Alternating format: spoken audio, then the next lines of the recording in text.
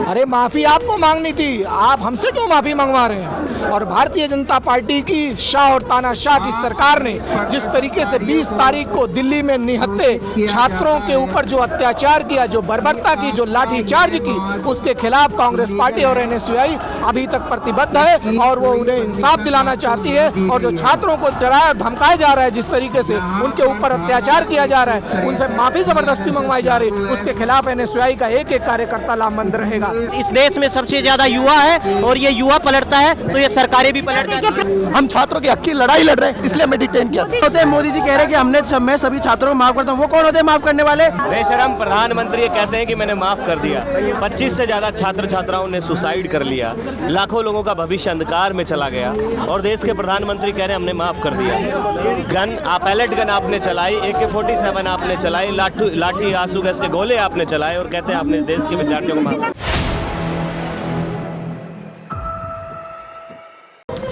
नमस्कार, 4PM news network देख रहे हैं आप और मैं हूं आपके साथ शाहीन खान। 20 जुलाई को पुलिस या बर्बरता, उसके बाद हुई तमाम पुलिस कार्रवाई के खिलाफ लगातार देश भर में सवाल और आवाज़ें उठ रही हैं। इस कड़ी में आप मेरे पीछे देख सकते हैं कि तमाम छात्र वर्ग अब सड़कों पर नज़र आ रहा है, लेकिन दूसरी तरफ आपको पुलिस और फोर्सेस का पहरा भी नज़र आ रहा है। ये तमाम लोग जंतर मंतर की तरफ कूच करना चाहते हैं, लेकिन बीच रास्ते में ही इनको रोक लिया गया है। इन लोगों का कहना है जो पुलिस या कार्यवाही जिस तरीके से 20 जुलाई और उसके बाद में पुलिस की तरफ से की गई है, वो कहीं ना कहीं छात्रों को दबाने और धमकाने की तरफ से। देखिए, बैरिकेड्स पे छात्र चढ़ चुके हैं, लेकिन दूसरी तरफ प्रशासन लगातार घोषणा कर रहा है कि आप गैर कानूनी तरीके से प्रोटेस्ट कर रहे हैं, इसको ख़त्म कर दीजिए, अन्यथा हमको कार्यवाही करनी पड़ेगी। लगातार देखिए यहाँ पर किस तरीके से अनाउंसमेंट की जा रही है कि आपको सूचित किया जाता है कि इस मार्च की कोई भी परमिशन नहीं है, इसलिए इसको ख़त्म कर दीजिए, अन्यथा मजबूरन कार्यवाही की जाएगी। अब किस तरीके का प्रशासन यहाँ पर जो है मुस्तैद है, ये तस्वीर एक बार दिखा दीजिए। धारा 163 का हवाला लगातार यहाँ पर दिया जा रहा है, लेकिन तमाम छात्र हैं जो यहाँ बैरिकेड्स पर चढ़ चुके हैं और उस तरफ एक बड़ी भीड़ है जो आगे की तरफ मार्च करना चाहती है। NSUI national president Vinod Jakhar की अगुवाई में जो मार्च करने की कोशिश की जा रही है, लेकिन ये छात्र हैं जो यहाँ पर चढ़ चुके हैं। देखिए, ये हम देख रहे हैं कि प्रदर्शन खत्म होने के बाद ही किस तरीके से प्रशासन मुस्तैद है। ये तस्वीर एक अलग अलग आ रही है। आप लोग कहाँ आगे जाना चाहते हैं, क्यों जाना चाहते हैं? हम फ्रेंड्स के घर जाना चाहते हैं, जो मित्रों से फ्रेंड्स पे आ गए हैं। इस जेएनजी से माफी कह रहे हैं कि हमने माफ कर दिया। अरे माफी आपको मांगनी थी, आप हमसे क्यों माफी मंगवा रहे हैं? और भारतीय जनता पार्टी की शाह और तानाशाह की सरकार ने जिस तरीके से 20 तारीख को दिल्ली में निहत्थे छात्रों के ऊपर जो अत्याचार किया, जो बर्बरता की, जो लाठीचार्ज की, उसके खिलाफ कांग्रेस पार्टी और एनएसयूआई अभी तक प्रतिबद्ध है और वो उन्हें इंसाफ दिलाना चाहती है। और जो छात्रों को डराया और धमकाया जा रहा है, जिस तरीके से उनके ऊपर अत्याचार किया जा रहा है, उनसे माफी जबरदस्ती मंगवाई जा रही है, उसके खिलाफ एनएसयूआई का एक एक कार्यकर्ता लामबंद रहेगा। लेकिन इधर देखिए, आप लोगों के लिए इतना बड़ा तामझाम यहाँ पर कर दिया है प्लस। अरे मोदी जी हम लोगों से प्यार करते हैं, इसीलिए हमारे लिए व्यवस्था और हमारे स्वागत के लिए दिल्ली पुलिस को बुला के रखा है कि आइए, स्वागत है आपका। तमाम देखिए बड़ी बड़ी गाड़ियां हैं, फोर्सेस लगा दी गई है। आप डर है ना, डर। मोदी जी को जेएनजीओ से डर है, इस देश के छात्रों से, युवाओं से, सवाल करने वालों से, जागरूक नागरिकों से उनको डर लगता है। लेकिन वो तो दोस्ती कर रहे हैं जेएनजीओ से। जेएनजी से दोस्ती अगर होती तो मोदी जी, शाह और तानाशाह की सरकार ने दिल्ली में पुलिस के माध्यम से बर्बरता न की होती, AK-47 न चला होता, बैलेट गन न चली होती, अगर प्यार करते तो। लेकिन इन तमाम आरोपों से तो बीजेपी ने खंडन कर दिया, इनकार कर दिया है कि ऐसा कुछ नहीं हुआ। बीजेपी मानती कहाँ है, सत्य को मानती कहाँ है? बीजेपी झूठी पार्टी है, बच्चों पे लाठियां चलाई है, ऐसे निर्दोष बच्चों पे लाठियां चला के किसी का सर फोड़ दिया, बैलेट गन चला दी, एक बच्चे की आंख फूट गई, एक महिला विद्यार्थी की भी मौत हुई है। तो बीजेपी तो विद्यार्थियों को देशद्रोही बना दिया इन लोगों ने और विद्यार्थियों में लाठियां चलाई है। इस तरीके से ये देशद्रोही पार्टी है एक तरीके से। मोदी जी तो दोस्ती कर रहे हैं, आप लोग कह रहे हैं कि देशद्रोही बना दिया। वो डर है, रात को 12 बजे आके दोस्ती क्यों कर रहे हैं? दिन में दोस्ती करते हैं ना मोदी जी, रात को यूं लेके हेलो फ्रेंड्स बैरिकेड्स, तो ये डर है मोदी जी में। एक बात का डर है। जैन जी उनको पलट सकता है, क्योंकि इस देश में सबसे ज्यादा युवा है और ये युवा पलटता है तो ये सरकारें भी पलट जाती देखिए हैं। प्रशासन मुस्तैद है, कह रहे धारा 163 लगी हुई है, आप लोग गैर कानूनी। जी देखिए, पुलिस के लोग भी हमारे जैसे मध्यम वर्गीय परिवारों से निकले हुए हैं, इन लोगों को भी सोचना चाहिए। और इन लोगों को तो बीजेपी सरकार को डर है हमारे को रोकने के लिए, हमारे इस प्रदर्शन को रोकने के लिए, लेकिन अमित शाह और मोदी जी को माफी मांगनी पड़ेगी जैन जी से। की मांग की जा रही है यहाँ पे। हालांकि देश के पीएम आए थे, बच्चों को वो माफ करते हुए एक रील बनाते हैं, लेकिन सवाल ये है कि आप लोग क्यों यहाँ बैरिकेड्स पे चढ़ गए? जैसे आप देखे हैं सब 20 जुलाई को जब छात्र यही रोड पे और यही मैदान पे उनके हक मांगने आए और शिक्षा मंत्री से अकाउंटेबिलिटी मांगने हैं कि पेपर लीक इस देश भर 125 बार से ऊपर लगातार क्यों हो रहा है। उन बच्चे पे गारे लगा दिए, मुकदमे लगा दिए गए, लाठियों से मारे, बुलेट चला दिए गए। आज का हमारा संघर्ष और मेरे एनएसयूआई के तमाम साथी का एक ही बात है कि गृह मंत्री अमित शाह जी को बाहर आना है और इस देश को समाधान देना है क्यों और किस वजह से और ऐसा क्या मुसीबत हुआ कि उनको आके बच्चों पर बुलेट चलाना था। जैसे अमित शाह को कोई लेना देना ही नहीं है, मजिस्ट्रेट या तमाम लोकल जो एडमिनिस्ट्रेशन होता है उसके कहने पे कार्यवाही। कितना भी कार्रवाई मजिस्ट्रेशन या लोकल से हो, याद रखिए दिल्ली है जहां अमित शाह इधर रहता है और अमित शाह के बिना ये कोई कार्रवाई हो ही नहीं सकता है। और जैसे आप बोले अमित शाह का कोई लेना देना है ही नहीं तो क्यों बने गृह मंत्री? छोड़ देना गृह मंत्री। अयोग्य है क्या अमित शाह?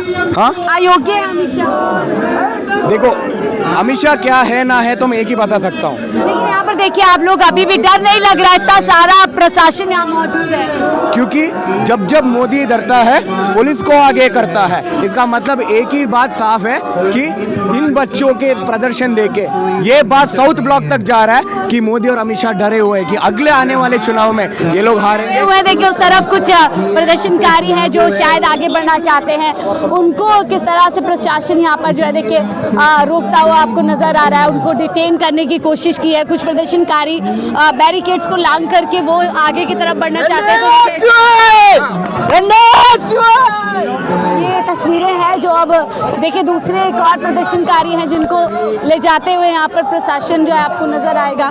एक एक करके सबको क्यों डिटेन किया जा रहा है? क्योंकि हम चाहते हैं कि छात्रों पे एफआईआर ना हो, हम छात्रों की हक की लड़ाई लड़ रहे हैं, इसलिए हमें डिटेन किया। मोदी जी ने तो माफ कर दिया ना सबको। मोदी जी ने माफ कर दिया, जो उनके चेले चपाटे और बहनों को धमकी दे रहे रेप करने की। हाँ, तो वो माफ कर रहे हैं और वो लोग ये उनका प्लान है। एक माफ कर रहा है और दूसरा जो है गाली गलौज कर रहा है। इस तरह की बात यहाँ पे कह रहे थे कि कुछ प्रदर्शनकारियों को एक एक करके डिटेन किया जा रहा है। बार बार यहाँ पर अनाउंस किया जा रहा है कि आप लोग गैर कानूनी तरीके से, क्या कहेंगे क्यों डिटेन किया जा रहा है? क्योंकि मोदी डरता है, पुलिस को आगे करता है, यही बात है बस। देखिए मोदी डरता है, पुलिस को आगे, एक एक करके तमाम प्रदर्शनकारी अब जो है आगे। आप लोगों को डर नहीं लग रहा? आपको डिटेन किया जा रहा है सर? इस देश का कोई भी छात्र इस सरकार से, नरेंद्र मोदी से, दिल्ली पुलिस से नहीं डरता है। जंतर मंतर की जो ये जन आंदोलन हुआ है छात्रों में, इस सरकार का, इस गुंडा सरकार का डर पूरी तरह समाप्त हो चुका है। एफआईआर्स के बावजूद लोग यहाँ रुक नहीं रहे। देखिए उधर अभी भी बैरिकेड्स पे लोग चढ़े हुए हैं। प्रशासन देखिए किस तरीके से यहाँ पर तैनात है और सबको यहाँ से उठाते हुए डिटेन किया जा रहा है। क्यों आप लोग प्रदर्शन कर रहे हैं? तो ये इस तरफ मैं आपको दिखाती हूँ, कुछ लोगों से बात करते हैं कि वो तमाम जिस तरीके से यहाँ पर ऐलान किया जा रहा है कि आप गैरकानूनी तरीके से यहाँ पर मौजूद है, इस मार्च की कोई परमिशन नहीं है, फिर भी लोग क्यों यहाँ पर बने हुए हैं? क्या कहेंगे, क्यों मार्च कर रहे हैं? कहाँ जाना चाहते हैं? कहाँ जाना चाहते हैं?